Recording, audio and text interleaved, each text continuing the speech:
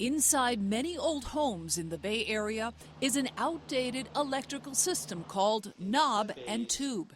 Here's the Electrical for Dummies explanation. Knob is a porcelain knob that you drive into the wood. This is the knob.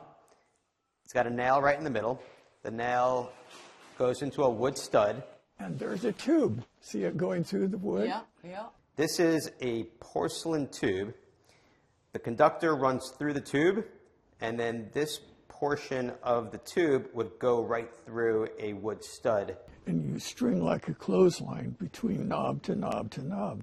Knob, tubes. The ceramic acts as insulation.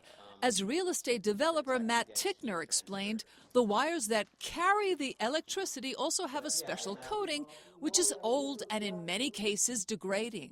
I'm going to rub my fingers right over this, and you can kind of see my hand. Yeah, it has like flaky it's falling stuff. apart. And insurance companies don't like that. Insurance companies hate it. Jerry Becerra is an insurance broker.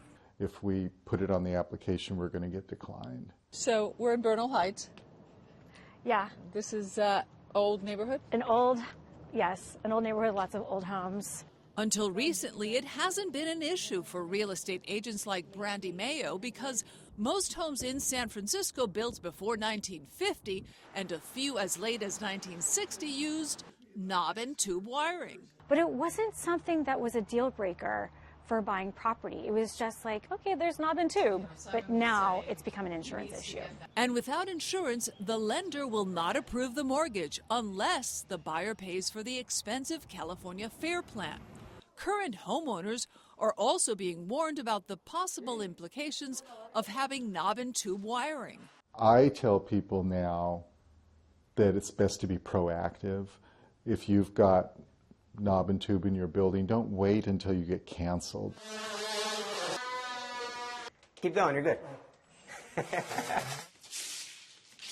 Tickner now focuses his business on replacing knob and tube electrical wiring. It's not hard to identify knob and tube in old homes. We're looking at a wall sconce right now. We took off the fixture, and you can see there's two wires, all right? There's a hot wire and a neutral wire. Because knob and tube is not grounded, there is no third wire, unlike what is used today, Romex. R-O-M-E-X. And it's easy to work with. The copper one that's exposed is the ground wire. The ground wire is what's missing in a knob and tube electrical system. Another clue are the outlets. Knob and tube wiring has two-prong outlets, not three. In some knob and tube homes, people have installed three prongs, which can be dangerous if there is an electrical surge potentially damaging your equipment. That's what the ground wire does. It absorbs an electrical shock and brings it to the ground. All right. This is not a grounded system, even though it has a three-prong outlet. John Peters, a longtime electrician, still believes knob and tube wiring is safe. I have it in my house. I'm going to keep it there, I hope, forever. But the insurance companies now see it as a potential fire risk, even though there hasn't been a single case of a house fire in San Francisco caused by knob and tube wiring. Here's what the fire department told us. Quote, the department has not seen trends in knob and tube electrical wiring residential structure fires, according to our fire department investigators.